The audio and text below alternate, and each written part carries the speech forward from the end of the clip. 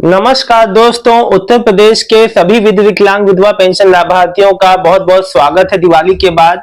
आज दोस्तों 21 अक्टूबर 2025 और दिन है मंगलवार का। दोस्तों अभी भी मुझे कई भाई बहनों का उत्तर प्रदेश से कई जिलों से कमेंट आ रहा है, सर हमारी जो है मतलब कि बुजुर्ग पेंशन नहीं आई, यानी कि वृद्धा पेंशन नहीं आई, नई है पुरानी है जैसी भी है, और कोई भी ऐसा है जिनका नया पुराना पेंशन जैसा भी है जुलाई तक आया था तो भी बताएं कमेंट में, नहीं आया था जो पहली बार पेंशन किस्त ले रहे हैं तो भी बताइए। आप लोग कमेंट में अपनी बात रखा करिए, जो भी पेंशन रिलेटेड समस्या है वो रखा करिए।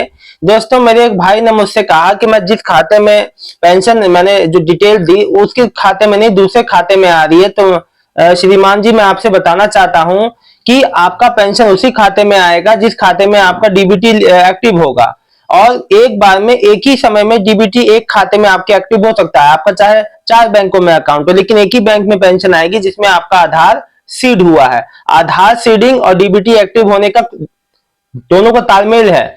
आधार सीडिंग का मतलब वो बैंक में उस जगह सीड हो गया, आधार मतलब कि जुड़ गया, और उसी में जो डीबीटी एक्टिव होगा।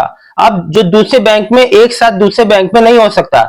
अब एक ही बैंक में आपकी जिस बैंक में आपका डीबीटी होगा उसमें आधार बेस्ड जो पेमेंट आएगी, यानी कि आधार नंबर में आपका आधार में जो बैंक जुड़ा हुआ होगा उसमें खाते में अपने आप ही पेंशन चली जाएगी। ये दोस्तों देखिए डायरेक्ट बेनिफिट ट्रांसफर इसीलिए कहते हैं।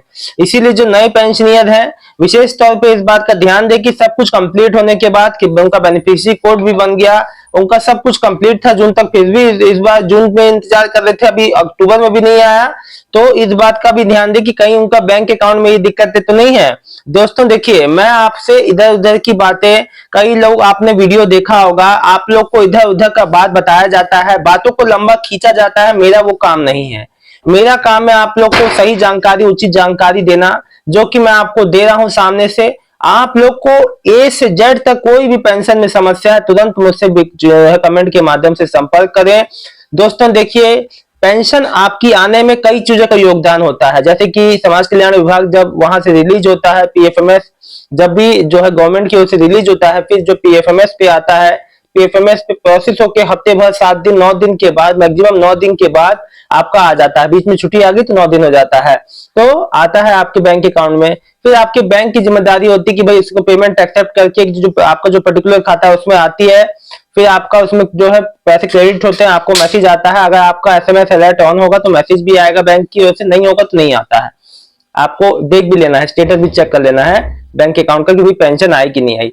तो दोस्तों इसमें कई चीजों का योगदान रहता है। देखिए कई बार क्या होता है ना, मैंने एक चीज आपको एक बात क्लियर कर दूं, कल भी बताया था वीडियो में, कई बार आपका सब कुछ सही होने के बाद भी बजट एलोकेशन जो नए पेंशनियर हैं या कुछ जो नए ऐड हुए हैं उन लोगों के लिए बजट एलोकेशन नहीं हो पाता, बजट के अभाव से भी पेमेंट नहीं आ पाती है। तो ये भी बहुत बड़ा कारण है जिस वजह से दिक्कतें होती हैं। हाँ जी ये होता है, और कई बार टेक्निकल इशू होता है। इसलिए कहता हूं अगर आपके पेंशन एक समय से ज्यादा समय तक नहीं आ रहा, आप लोग जाके नजदीकी पेंशन ऑफिस में समाज कल्याण विभाग में संपर्क कर सकते हैं। दोस्तों मैं एक बात बता दूं, पेंशन सब जो मान लीजिए 100 एप्लीकेशन लगती है, नए अप्लाई करते हैं तो 100 की 100 अप्रूव भी नहीं होती, कुछ पेंशन रिजेक्ट भी हो जाती हैं। तो कम से कम आप अपना पेंशन ऑफिस में जाके आप जाएंगे तो विवरण तो होगा कि मेरी पेंशन पे क्या स्टेटस है, हुआ कि नहीं हुआ।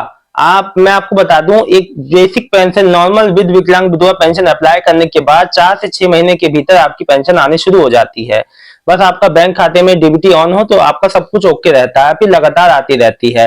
लेकिन दोस्तों अगर आपका कहीं से भी एक भी फॉल्ट कोई निकल गया, कोई दिक्कत हो गई तो उस वजह से पेंशन पेमेंट रुक जाती है। लेकिन दोस्तों इसका आसान सा समाधान है, आप अपने कागज ले जाइए, आप खुद जाइए, आप जो जिसका पेंशन है और सामने से अपनी चीजों क्लियर कर लीजिए।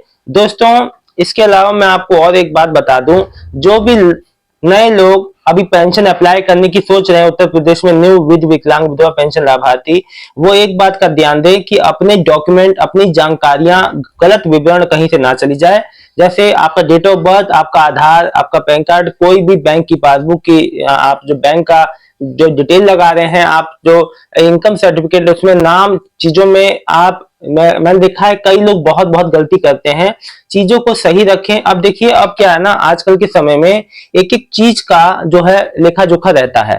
तो हर चीज कंप्यूटराइज सिस्टम हो गया, इसलिए एक भी गलती से क्या होता है कि आपके ऊपर वो जो गलती भारी पड़ती, बाद में आपको पता चलता है कि मिसमैच हो गया, name mismatch, date of birth mismatch, ये मिसमैच, वो मिसमैच, आपकी पेंशन रुक जाती है। तो दोस्तों इसके अभाव में दिक्कतें हो सकती है, इसलिए मैं आपको पहले से वो बात को बता रहा हूँ। फिलहाल दोस्तों जिसका भी अभी तक पेंशन नहीं आया इस महीने तक का, अब जो जुलाई अगस्त सितंबर का जो अक्टूबर में तक आना था, है ना, तो मैं आपको बता दूं, देखिए आप अगर जो न्यू पेंशनियर है तो हफ्ते भर से 10 दिन तक इंतजार कर लीजिए, थोड़ा सा और अगर आपकी देखिए जुलाई तक आ गई है तो आप भी इंतजार कीजिए, ठीक है। लेकिन अगर इसके बाद भी अगर नहीं आती है तो फिर उसका अगला स्टेप ये है कि आप नजदीकी पेंशन ऑफिस में जाके इसकी जानकारी दें। और अगर आपको तसल्ली नहीं है, अभी भी लग रहा है कि आपको नहीं आएगी, एक आपको वो है, आपको एक मतलब अपने एकदम आप जो क्लियर होना चाहते हैं, तो आप अभी भी जाके समाज कल्याण विभाग में इसकी जानकारी ले सकते हैं कि क्या हुआ है, क्यों नहीं आपकी पेंशन आ रही है, अगर आप चाहते हैं तो। वैसे तो देखिए अगर लेट मैं आपको बता दूं बजट एलोकेशन हो जाएगा, अगर कोई बजट का भी कोई दिक्कत होगा तो इस महीने के एंड तक कई लोग की अगर अभी भी उम्मीद है, तो इसलिए कह रहा हूं थोड़ा सा वेट कर लेते तो मतलब कि ज्यादा बेहतर रहता। नए पेंशनियर, खैर पुराने पेंशनियर की तो आ जानी चाहिए थी। और मैं आपको बता दूं दोस्तों, फिलहाल मैंने आपको सारी बातों को क्लियर कर दिया। फिर भी आपके मन में कोई शंका है, अगर अभी भी आपका पेमेंट नहीं आया है, जो लोगों ने कमेंट नहीं किया आप लोग मुझे कमेंट करें, अपनी बात बताएं और उसकी जो है उसका सॉल्यूशन पाएं। दोस्तों फिलहाल इस वीडियो में इतना ही, मिलता हूं नए वीडियो में एक नई जानकारी के साथ। तब तक के लिए उत्तर प्रदेश के सभी विकलांग विधवा पेंशन लाभार्थियों का बहुत बहुत धन्यवाद। आपके कमेंट की उम्मीद कर रहा हूं, कमेंट करिए और बताइए कि अभी कौन से जिले में है, कौन से जिले का आपका जो पेंशन रुका हुआ है, नहीं आया है, पूरी बात लिखा करिए ताकि मैं आपके सॉल्यूशन बता सकूं। बहुत बहुत धन्यवाद दोस्तों।